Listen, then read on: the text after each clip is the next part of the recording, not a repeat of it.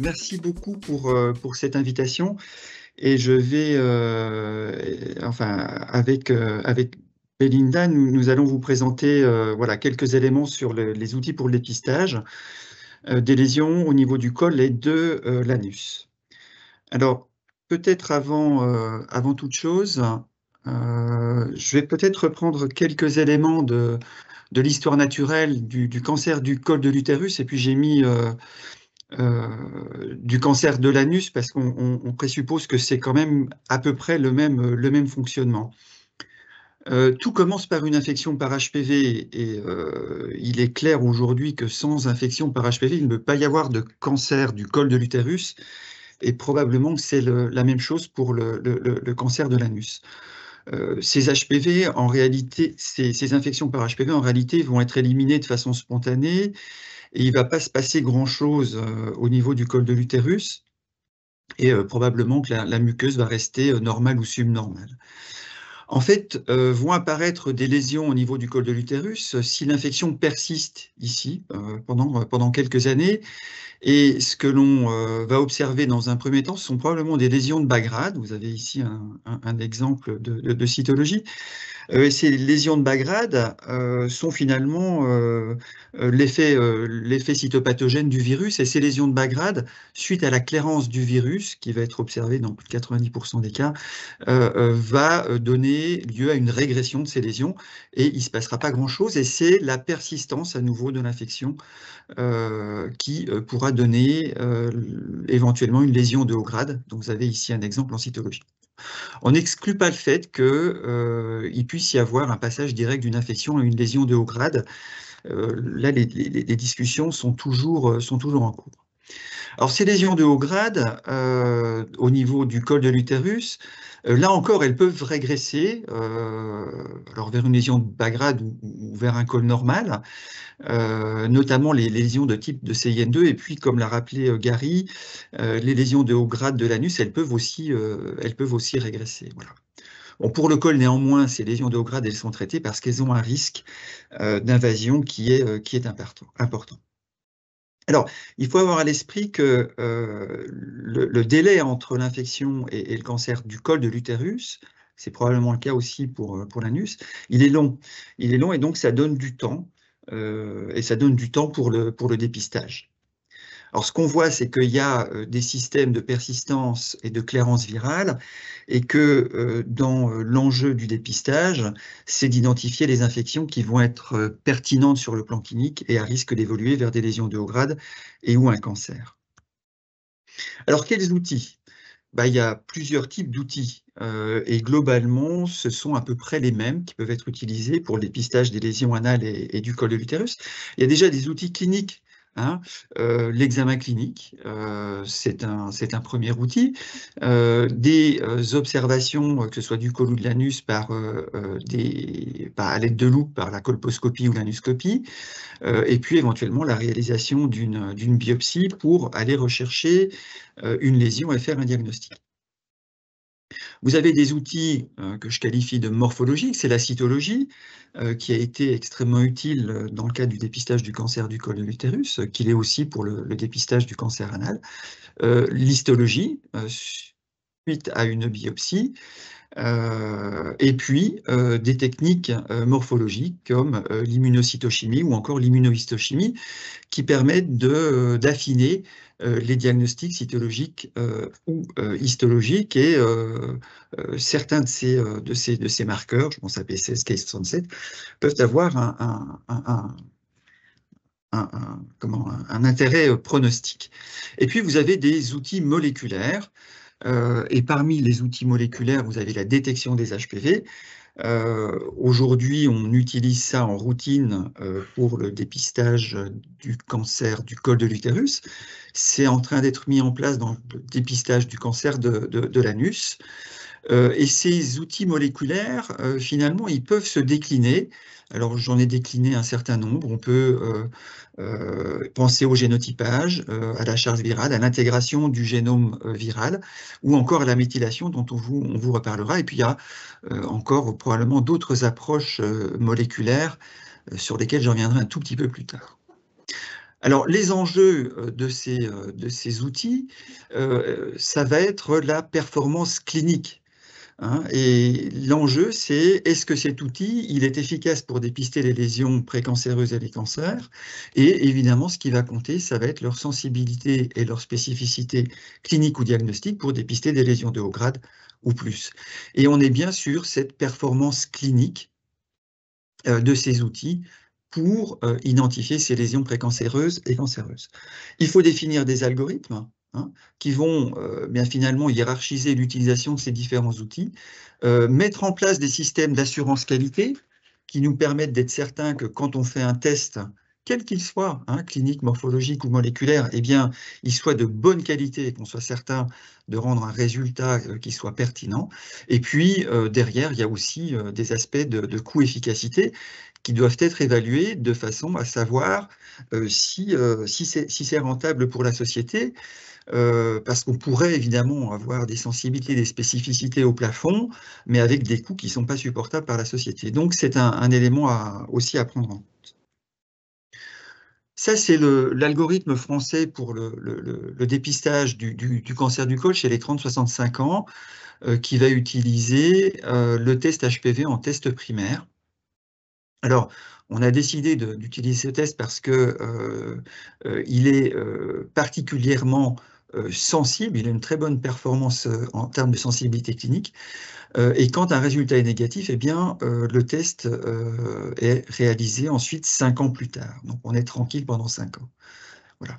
Si le test est positif, on va réaliser un test morphologique qui est une cytologie réflexe sur le même prélèvement. Et là, s'il y a une anomalie, parce que ce test est spécifique, eh bien, on va diriger la femme vers une colposcopie. S'il est négatif, on va refaire un test HPV à 1 an parce que on sait que c'est la persistance de l'infection qui est importante, je vous l'ai rappelé. Et pour le coup, si le test est négatif, alors l'infection a été éliminée par l'organisme. Et donc, on peut très facilement refaire un test à 5 ans, on peut être assuré. Si le résultat est positif, par contre, le risque, il est important, et là, la femme va être dirigée vers une colposcopie. L'enjeu dans ce dépistage, ça va être d'utiliser un bon test avec des bons seuils cliniques. Je vais revenir sur ces notions de seuil clinique. Quand on utilise des tests de virologie classiques, on a ici, sur cette ligne horizontale, une échelle de charge virale.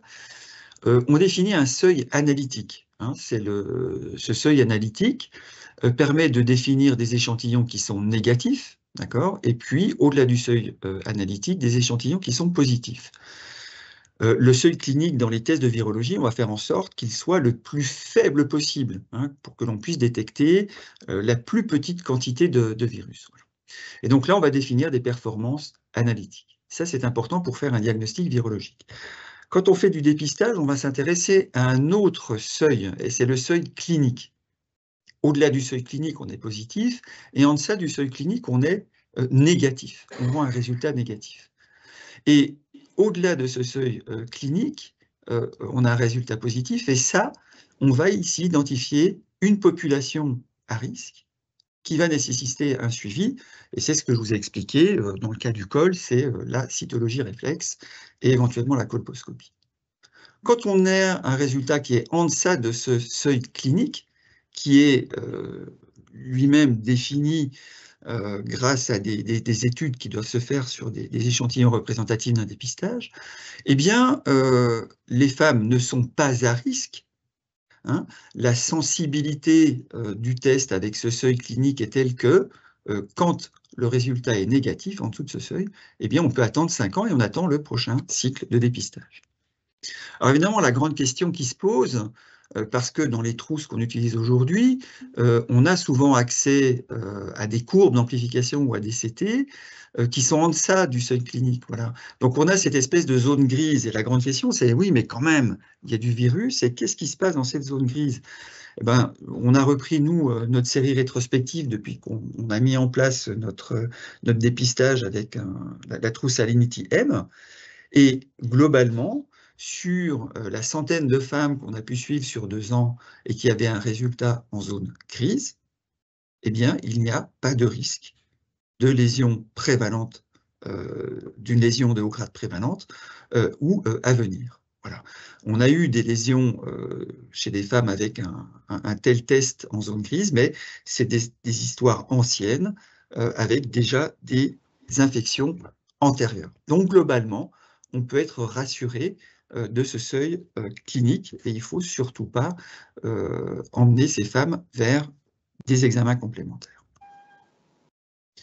Alors, les outils qui sont disponibles et qu'on utilise pour le col, ce sont des tests sans génotypage, avec leur seuil clinique. Donc là, on détecte tous les HPV au risque d'un bloc, avec des génotypages limités ou étendus. Hein, donc on sort le 16, le 18, plus 12 ou 13 autres en agrégat, ou alors on peut avoir ces 18-45 et puis des groupes. Et puis on a des tests de génotypage complet. Bon, je pense que ce sont ces outils-là les plus utiles pour faire du dépistage, avec leur seuil clinique. Le génotypage complet, aujourd'hui, il n'est pas forcément utile. On peut imaginer, néanmoins, que ça puisse être intéressant pour le suivi des femmes dépistées, pour savoir si on a une infection qui persiste, et puis pour le suivi des femmes vaccinées.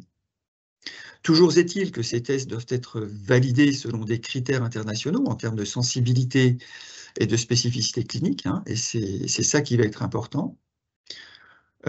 Seuls les HPV au risque doivent être détectés, ou en tous les cas, le résultat rendu doit être un résultat d'HPV au risque. Et aujourd'hui, en France, en tous les cas, il n'y a pas de recommandation pour le génotypage. Voilà. Et puis, il faut que les laboratoires qui réalisent ces tests soient accrédités pour s'assurer de la qualité des résultats.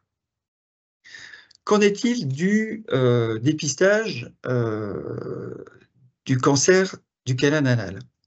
Ce dépistage, comme l'a rappelé Gary, il est basé sur le risque.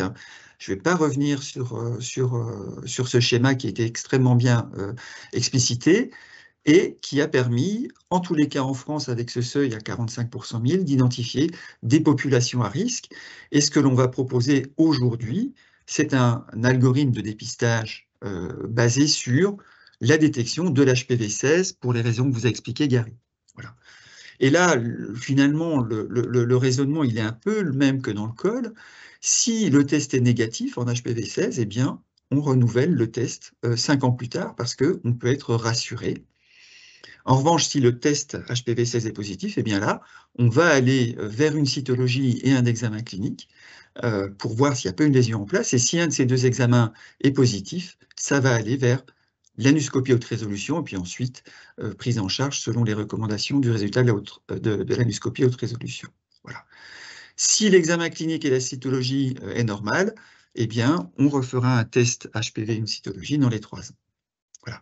Donc ça sont les recommandations aujourd'hui publiées.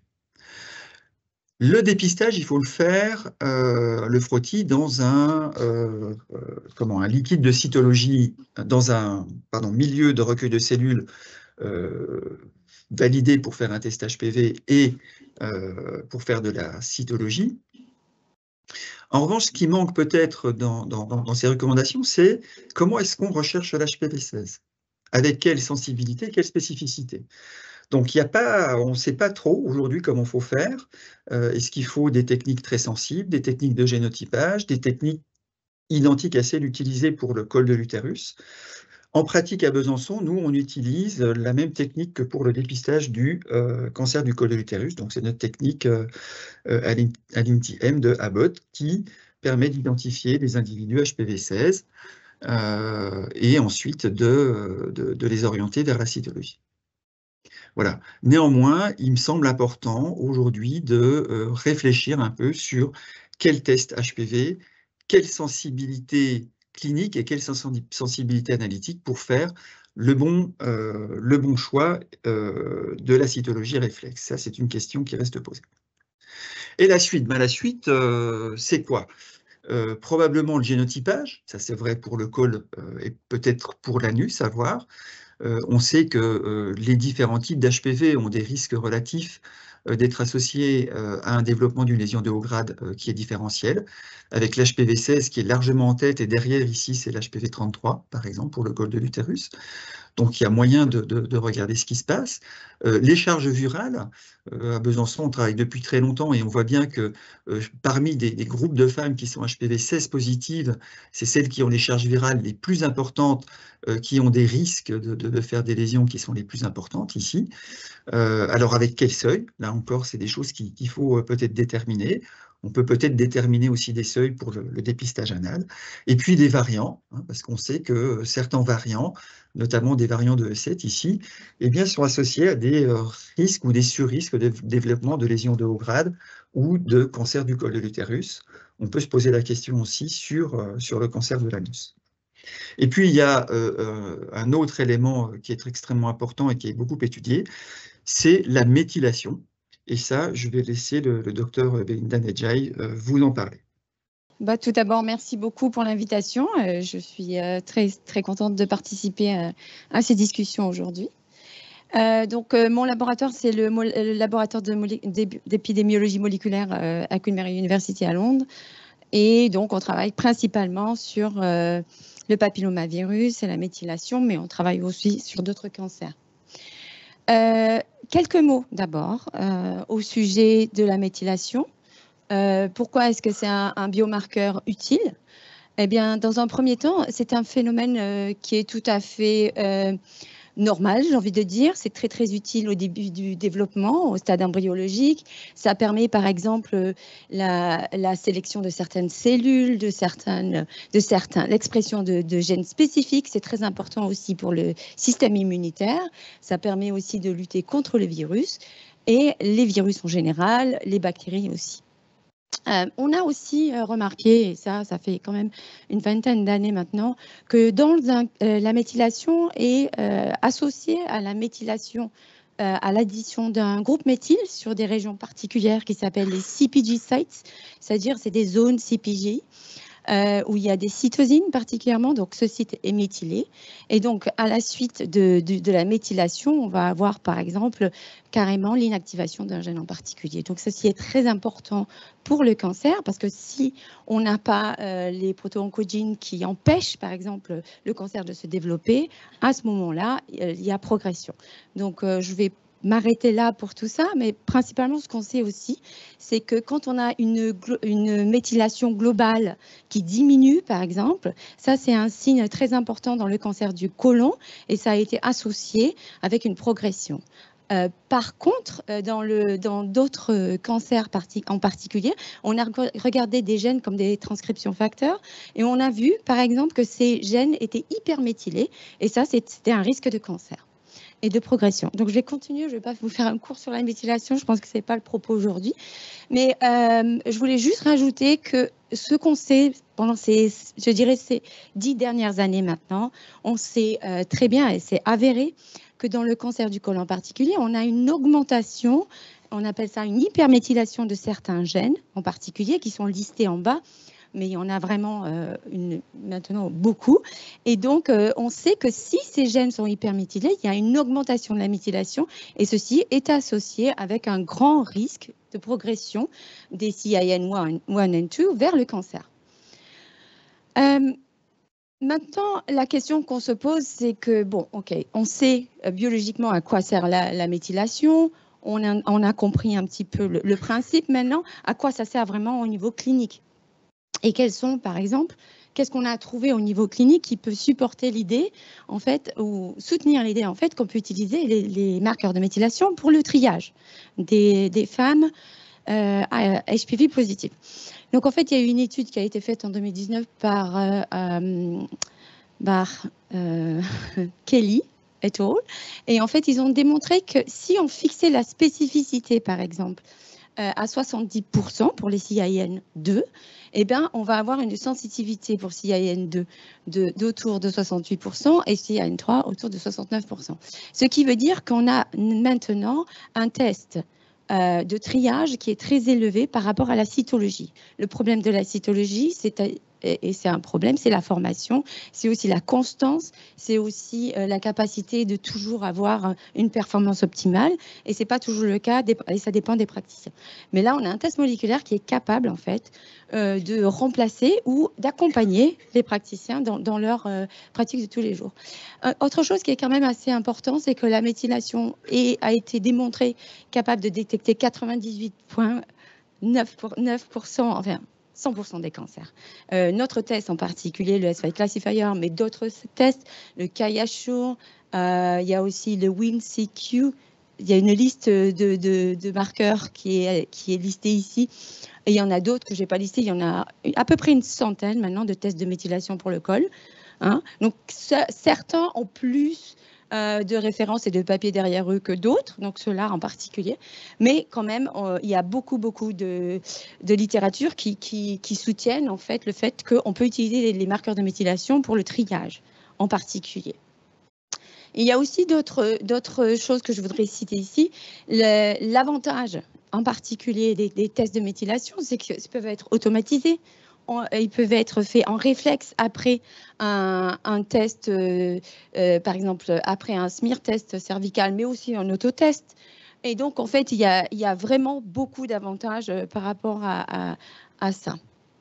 Bon, les inconvénients, il y en a toujours dans tous les tests, et particulièrement quand ils sont un petit peu nouveaux. Bon, donc, par exemple, ici, ce qui manque particulièrement pour l'implémentation des marqueurs de méthylation en clinique, on a besoin de larges études qui comparent différents tests en même temps. Tous ces résultats ont été démontrés individuellement, tous les tests. On aurait besoin d'avoir une étude qui couvre 3-4 tests pour voir la performance. Et aussi, on aurait aussi besoin de développer... d'avoir une cohorte où on fait ça dans une population de détection, par exemple. Ce que je veux dire par là, c'est dans la majorité des tests qui ont été faits, ça a été dans les cohortes qui sont en référence. C'est-à-dire une fois que le test a été positif, qu'il y a une cytologie abnormale, ensuite, ça a été envoyé. Donc, c'est pour ça que ces tests, ils sont très hauts en performance. Donc, une fois que j'ai dit ça, je vais passer à la prochaine slide sur le S5 Classifier. C'est le test qu'on a développé dans mon labo. Donc, comme vous pouvez voir, on a commencé à développer en 2004, on est en 2014, on est en 2024, ça fait bien 10 ans maintenant. Donc, on a développé ce test qui est particulièrement intéressant parce qu'il combine non seulement un gène humain, mais aussi une série de gènes viraux.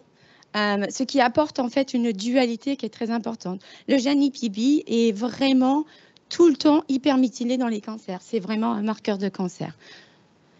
Donc ça, c'est juste une liste pour vous montrer qu'on l'a vraiment validé dans différents types de cohortes. On l'a validé en Grande-Bretagne, mais aussi aux États-Unis, au Canada, dans les low and medium income countries, au Mexique, en Chine, et aussi aux États-Unis. Et en fait, la performance du test est quand même vraiment très élevée. Comme vous pouvez voir ici, on peut voir que c'est la sensitivité, la spécificité de S5 est assez haute. Et aussi, dans les différentes cohortes auxquelles on a eu accès. Et aussi, un truc que je voulais préciser ici, c'est qu'on peut faire le test S5 sur des autotests et sur l'urine, avec une performance qui est assez intéressante. Autour de la sensitivité sera au-delà de 80% pour l'urine. Donc, c'est quand même une avancée intéressante. Donc, ça, c'est une étude qu'on a fait, Predictor 5.1, dans laquelle on a testé, on a recruté 600 femmes avec 2 bras, à qui on a demandé d'essayer différents tests d'autoprélèvement et aussi un test d'urine. Et on a fait aussi une évaluation de S5 Classifier. Donc, dans ceci, ce qu'on peut voir ici, c'est la performance de S5 Classifier à détecter les CAN2+. Et juste, je voulais mettre cette rock curve ici parce qu'on voit bien que l'urine est quand même une des solutions qui est vraiment très envisageable parce qu'on voit que la détection est autour de 70% pour CAN. Oups, je vais trop vite. Pardon, là, je suis coincée. Non, ça y est. Elle est autour de 88% sur CIN3, ce qui est assez très intéressant. Alors, je continue ma progression. J'essaye de vous montrer le plus possible, mais alors ici, c'est surtout une dernière étude qu'on vient de faire, qui vient de sortir en fait, où on a eu accès cette fois-ci à des femmes qui étaient vaccinées, parce que jusqu'à présent, toutes les études de méthylation ont été faites sur des femmes non vaccinées. Normal, elles n'étaient pas encore dans le programme. Donc ces femmes vaccinées maintenant, c'est une petite cohorte en fait. C'est pas une énorme cohorte. Je crois qu'on a à peu près une trentaine de femmes qui ont des high grade. Donc ce qu'on a vu ici, c'est qu'en fait, HPV-16 est complètement éliminé dans cette cohorte de femmes vaccinées. Et aussi, ce qui est très intéressant, c'est que, en particulier, on voit que on a testé deux tests, le QIAsure et le S5 Classifier, et on voit que le fait que le S5 Classifier ait des HPV dans le classifier est un avantage parce qu'on a, et les autres HPV qui sont pas HPV-16, parce qu'on a pu, par exemple, voir que le S5 Classifier, lui, il est capable de différencier les bas grades des hauts grades, en fait.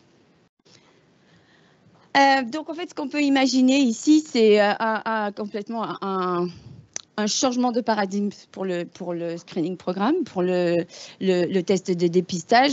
Évidemment, en France, pour l'instant, il n'y a pas d'autotest autorisé. En Angleterre non plus, mais on y vient.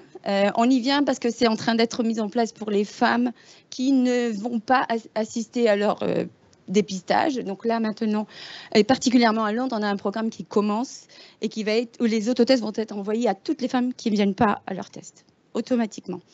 Donc, en fait, ce qu'on peut imaginer, c'est que il va y avoir un shift de paradigme et donc ça va être très important parce que si on passe à l'autotest, à ce moment-là, on ne va pas pouvoir faire une cytologie et on ne va pas pouvoir détecter les lésions. Et donc, c'est là que la méthylation va jouer tout son rôle. Et donc, on va pouvoir faire un test réflexe après les HPV positifs. On pourra faire un test de méthylation. S'il est positif, à ce moment-là, on va envoyer les femmes en colposcopie pour une analyse un peu plus poussée. Après, si je suis un tout petit peu, je recommence, un tout petit peu, comment dire, provocatrice, l'intention aussi de la méthylation, c'est un peu de remplacer le test de HPV à long terme. Mais pour ça, on a au besoin certainement d'augmenter la spécificité du test parce que jusqu'à présent, c'est là où le bas blesse. Alors, anal cancer, le cancer de l'anal canal, vite fait, parce que j'ai pas, je crois pas tellement de temps, mais bon. Hein 5-10 minutes. Bon, bah, c'est très bien. Donc, je vais pas, ouais, à peu près. Ouais. Je vais pas aller trop loin là-dedans. Je pense qu'on a entendu beaucoup à ce sujet aujourd'hui déjà sur quels sont les critères de sélection, quelles sont les populations à risque. Merci à Gary et Jean-Louis d'avoir présenté tout ça avant. Mais juste un truc, juste une précision au sujet des tests de méthylation qui sont faits.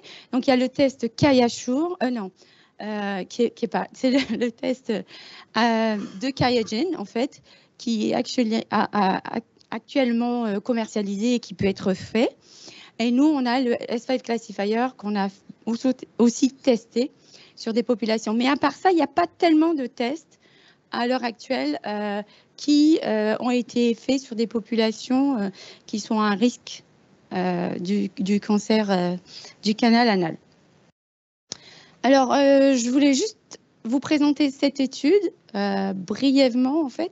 C'est une étude qu'on a faite en partenariat avec Alan Nitré aux États-Unis. Donc, c'est une étude qui est faite pour comparer l'efficacité de HPV, des tests d'ADN de HPV et aussi de la méthylation pour des prélèvements qui sont faits en autotest versus des prélèvements qui sont faits par des cliniciens sur des populations d'hommes qui ont MSM. Et donc, en particulier, ce qu'on voulait voir, c'est quelle était la qualité des échantillons collectés et est-ce qu'on pouvait faire un test de méthylation et quel était le suivi justement de ces hommes par rapport au fait qu'ils ont eu un autotest à la maison ou pas. Donc là, forcément, je vais juste vous présenter les données de méthylation. Les autres données, je crois qu'il y a un papier qui est en train d'être écrit. Donc, dans un premier temps, la première question qu'on s'est posée, c'est donc ça, on a comparé chez les mêmes personnes, les tests qui ont été collectés par un clinicien et les tests qui ont été faits en autotest. Et ce qu'on voit, c'est qu'on a exactement la même trajectoire qu'on a, par exemple, dans le cancer du col. On a une augmentation de la méthylation associée, par exemple, à la sévérité des lésions. Et ici, ce que vous voyez, c'était, on a comparé le S5 Classifier avec les différents résultats d'histologie. Donc, vous voyez bien qu'il y a quand même une augmentation. Et donc, on est quand même confiant que S5 Classifier, qui a été quand même développé particulièrement dans le cancer du col, peut être utilisé aussi dans le cancer du canal anal. Donc, ça, c'est une autre slide qui montre la performance du test à séparer, par exemple, les low SILS versus high SILS. Et j'ai entendu, Gary, la recommandation de ne pas trop se focaliser sur les high SILS. Donc, peut-être qu'on pourra faire autre chose plus tard. Mais pour l'instant, on s'est vraiment focalisé sur ça. Et comme on peut voir, il y a vraiment une différence statistique entre les deux groupes, ce qui permet de dire qu'on va pouvoir établir un cut-off analytique et donc séparer les personnes qui vont pouvoir aller voir vers une anoscopie versus les personnes qui vont être renvoyées à la maison. Mais un truc très important aussi, c'est que la performance du test, elle n'est pas optimale, d'accord ? Et ceci, c'est certainement parce qu'on doit faire un peu plus de travail sur le cancer du canal anal avec ce classifier. Je viendrai vers ça plus tard. Donc ça, c'est une slide représentant cette fois-ci des femmes qui ont des lésions, en fait, dans différentes zones. Vulva cancer, elles ont soit des lésions, soit au niveau de la vulve, soit au niveau, par exemple, de l'anal, du périanal. Et donc, ce qu'on peut voir, et vaginal aussi, ce qu'on peut voir ici, on a ploté la performance de S5 Classifier versus les grades de ces différentes lésions. Et ce qu'on peut voir, c'est qu'il y a une vraie séparation des groupes, sauf pour périanal. Donc, ça, c'est une question que l'on a en suspens. On ne comprend pas pourquoi. C'est un peu différent pour les lésions périanales chez les femmes. Donc, c'est quelque chose qu'on est en train de regarder un peu plus en détail. Donc, voilà, je vais essayer de finir sur ça, je pense. OK. Donc là, j'ai juste fait une liste des leçons qu'on a eues en étudiant, par exemple, la méthylation dans le contexte d'un triage des femmes HPV positives.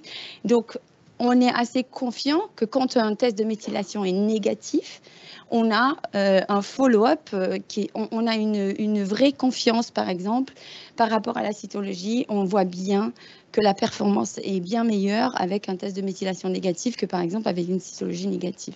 Donc ça, c'est aussi un point à noter. Alors, je vais aller vers la dernière, je crois. Voilà, bon. Quelles sont les leçons, en fait, et qu'est-ce qu'on devrait faire en ce qui concerne le cancer du col et la méthylation? Comment est-ce qu'on peut améliorer donc tout ça? La première chose, c'est effectivement faire certainement...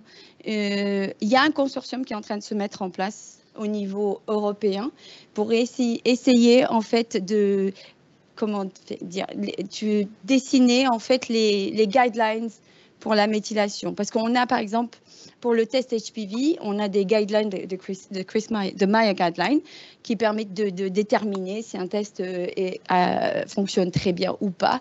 Et donc, on voudrait faire exactement la même chose pour les tests de méthylation. Donc, on est en train de développer un consortium européen pour travailler autour de ça. Autre chose, pour le cancer, par exemple, du canal du col, on doit faire de nouvelles découvertes, en fait. Pour l'instant, on a utilisé des marqueurs qu'on connaissait très bien, c'est-à-dire dans notre labo, le S5 Classifier, mais là, on est en train de se lancer dans une autre étude qui va nous permettre d'identifier des nouveaux marqueurs qui vont être spécifiques au canal anal, et donc, on va pouvoir ajouter un autre classifier pour pouvoir l'améliorer, et particulièrement améliorer sa spécificité. Et avec ceci, je voudrais remercier mon équipe et vous pour m'avoir écouté.